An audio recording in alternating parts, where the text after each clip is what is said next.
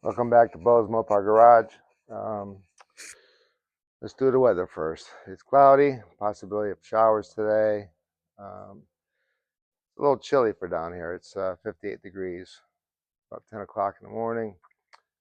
So the project here is I'm working on the 70 Challenger, and I have to take the front suspension out of it. I've got to clean up the spot welds in here. I got to do some sandblasting, so that's why the car is outside. I've got this rigged up here to lift the car up once I drop the suspension out of it. It's the easiest way to get everything out of the way. So let's get to it. I'm going to start with the steering column. All right, only a couple bolts holding the column in.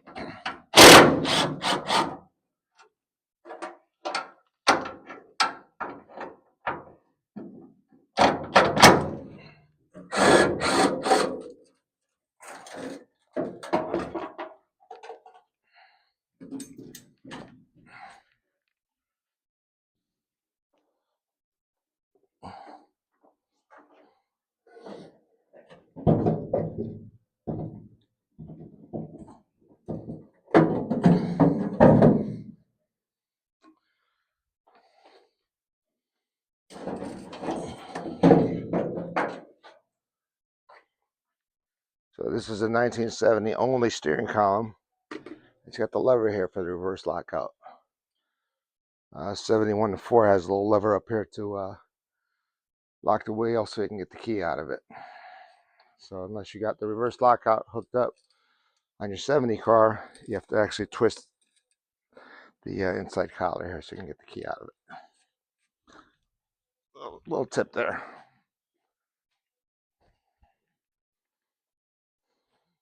Drop the shocks out of it now.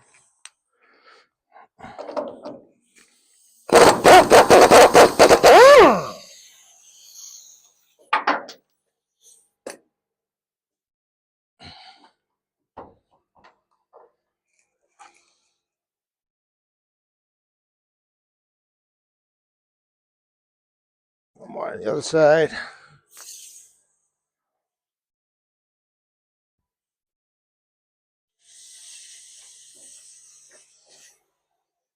Should be finger tight because I had it out already.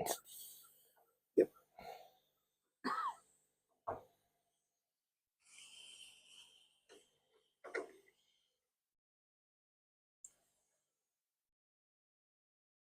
All right.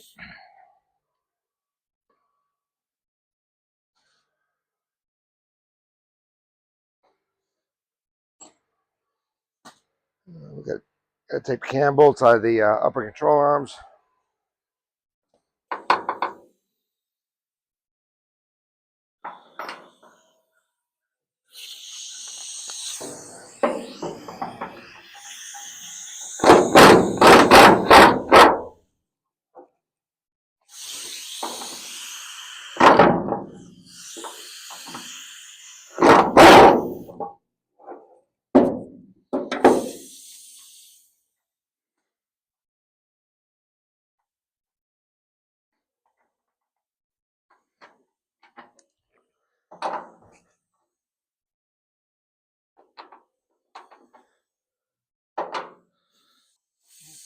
Nice thing about these southern cars is usually the fasteners aren't frozen and rusted like they are up north. I've never had this apart, and sometimes you have to air chill these guys out of here because they actually don't come out.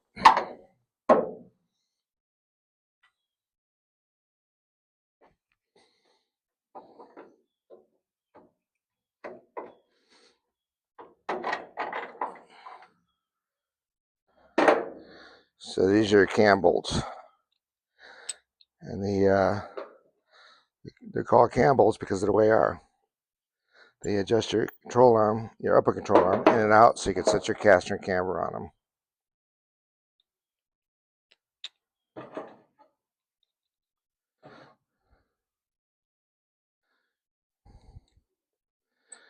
Now the other side I've had apart already because that's the side I put the frame rail in it. and we assembled it so we can roll it around in the shop.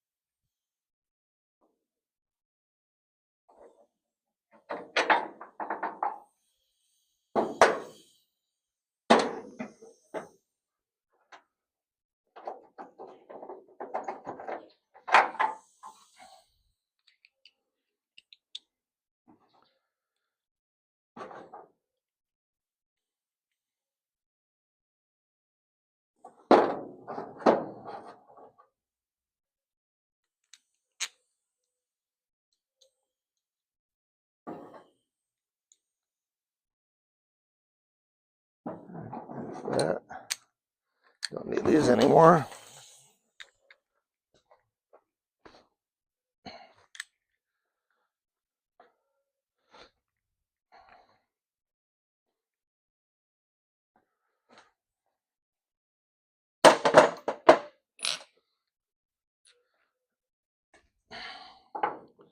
There's 4 bolts that hold the subframe into the car, and they're inch and 1/16.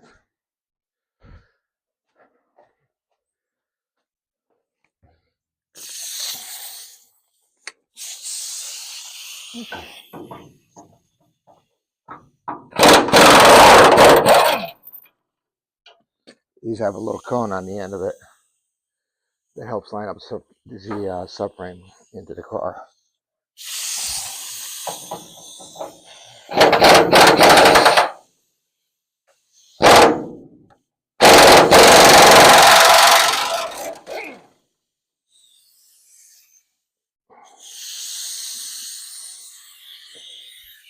I do it the other bolt.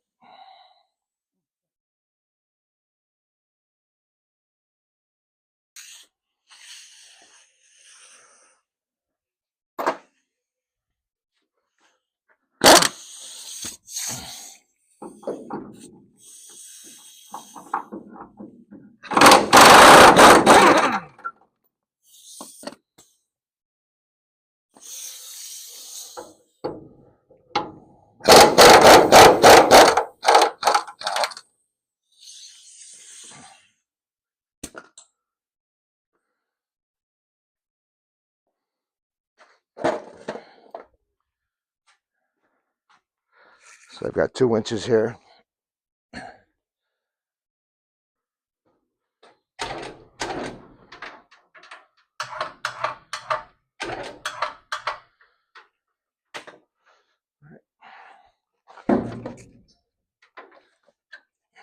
You get a pry bar. One right here.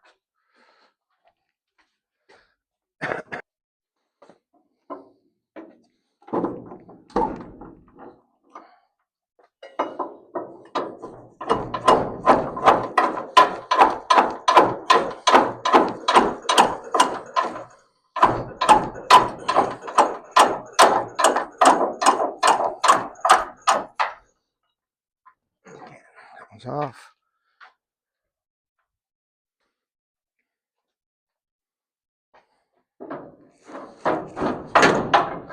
That one's off.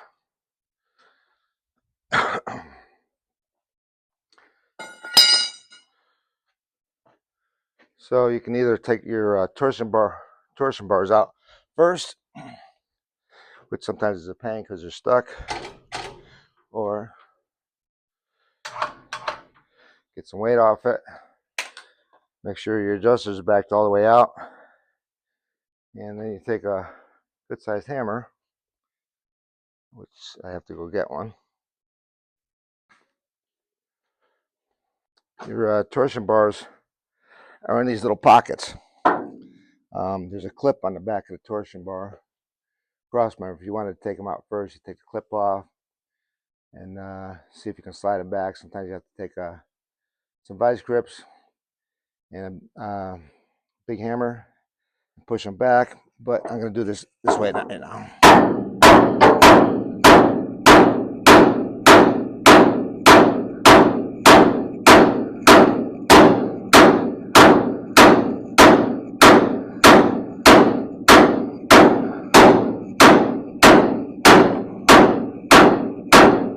It can be stubborn.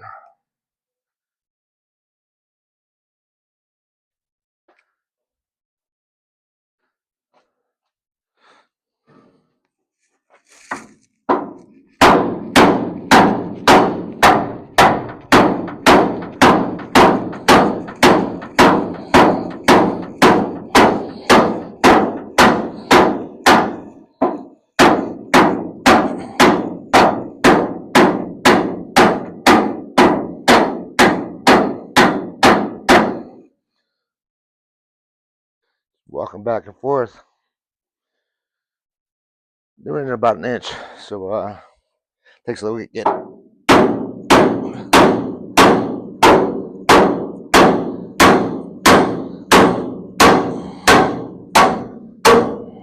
One.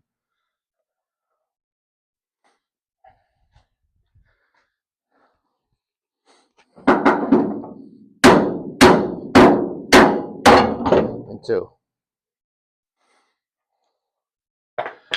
All right.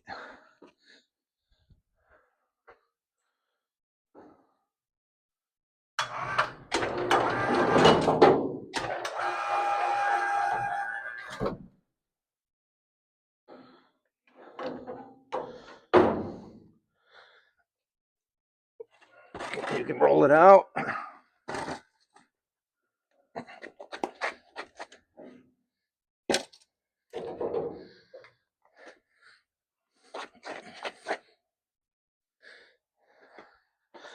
And there you have your complete front suspension.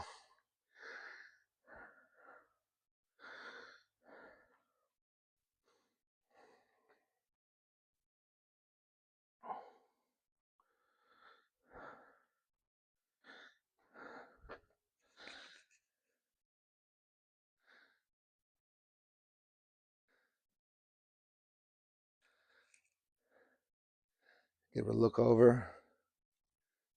And these little boogers I put on here with the hammer, you take a little grinder, you dress that up, you'll never see them.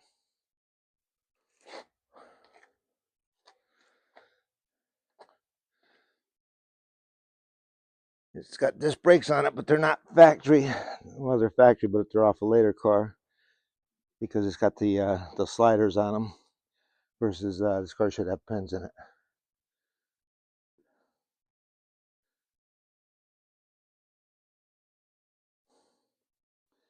And this car here should also have like they're 12-point half-inch bolts, 12-point head half-inch bolts, 12-point half-inch head bolts.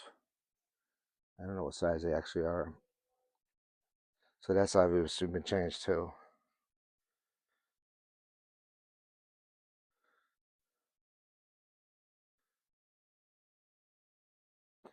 So,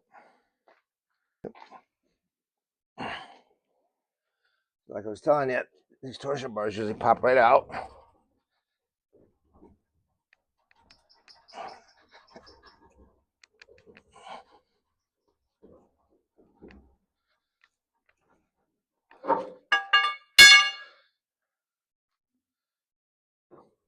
When you put these back on, put some grease on them so that doesn't happen. Because they don't get any lubrication. It's a pocket and it just sits in there and rusts.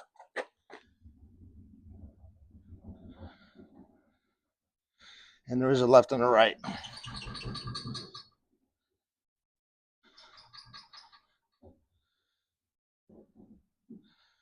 They will slide in from the back also. once those clips are out.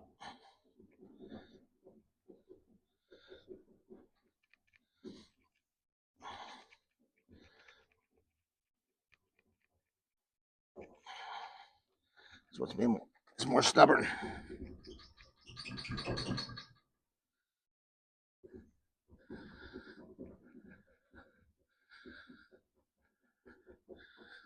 Alright, make it a bit pair of ice grips.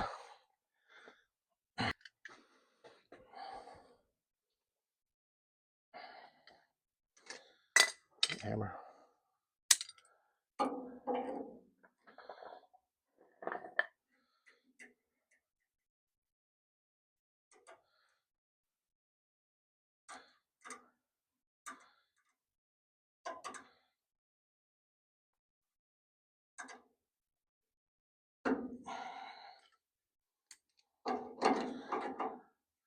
I usually put 2 of them on there. Because one tends to slide.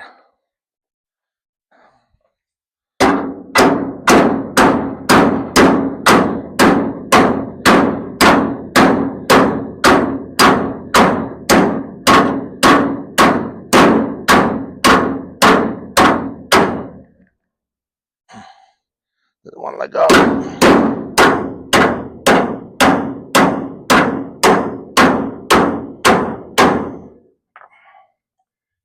Right. We'll have to put some baby blaster in there. Lube it up. I think it's full of dirt and gravel and rust back there. It's wet. This is why it's stuck. We can climb underneath with a drift and knock it out that way.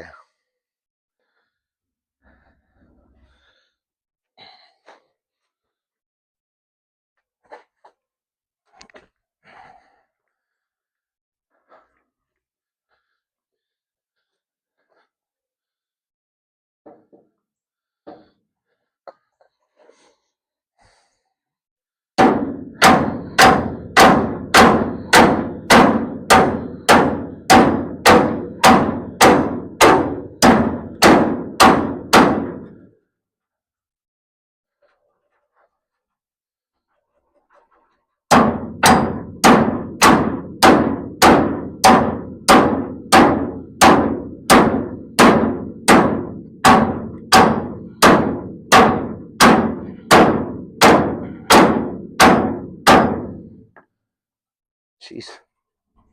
Stubborn.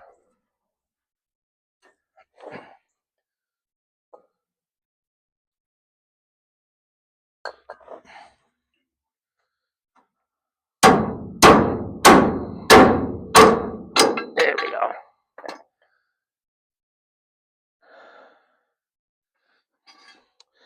So these torsion bars have numbers on the front and back of them. And the part numbers tell you whether they're for a 6-cylinder, a small block, a big block, and it also tells you left and right. A little bit more welding here to do. And I got to clean up some of these welds. In the next video, you'll probably see me sandblasting the engine compartment and the cross member and the bottoms of the rockers.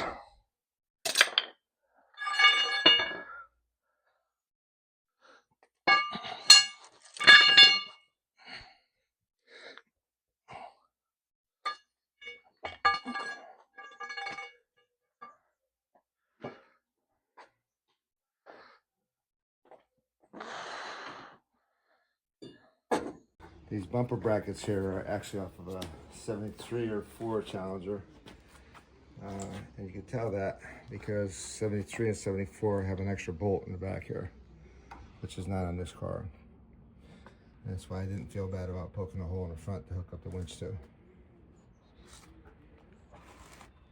Look at all this stuff here. That's the kind of stuff that makes your car rust out. Fortunately, this one's not.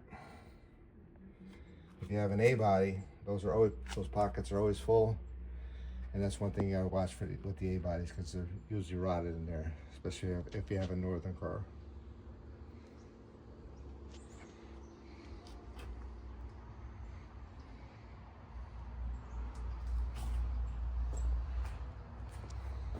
These 73 and 74s, along with the extra bolt in the back, are longer, and that's why the fenders, their bumpers stick out in the front. So they're not very desirable because people are always using the 71s and 2s and 70s, and because they like the bumper tuck back in.